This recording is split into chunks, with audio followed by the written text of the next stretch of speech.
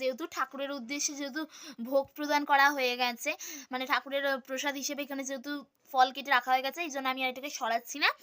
মা পরে সরালে আমি তোমাদেরকে আলপনাটা দেখিয়ে দেবো। তাও দেখাচ্ছে এখানে পদ্ম ফুল এঁকেছি, আর এখানে লক্ষ্মী ঠাকুরের কাজললতা আঁকা, আয়না আঁকা, আর হচ্ছে লক্ষ্মী ঠাকুরের গয়না আঁকা, আর এখানে একটা পেঁচা আঁকা আছে।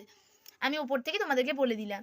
তারপরে এই দেখো এখানে হচ্ছে আমি প্রদীপ এঁকেছি, এইখানে ধানের শীষ এঁকেছি, এই যে ধানের শীষটা আমার নিজের খুবই পছন্দ হয়েছে, নিজে এঁকে নিজেই খুব খুব খুব খুব স্যাটিসফাইড। তোমাদের কেমন দেখতে লাগছে ধানের শীষটা কমেন্ট করে জানিও। আর এই যে এটা হচ্ছে লক্ষ্মী ঠাকুরের। তারপর চলে আসি এই দিকের পাটে।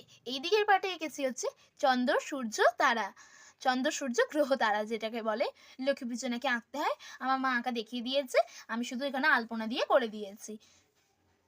মানে আমাদের ফ্যামিলিতে কীরকম ধরনের আঁকাগুলো করতে হয় আমার মা আমাকে বলে বলে দিয়েছে, আর আমি শুধু আলপনাগুলো করে দিয়েছি। তারপর এটা হচ্ছে দেখো লক্ষ্মী ঠাকুরের ধানের হাঁড়ি।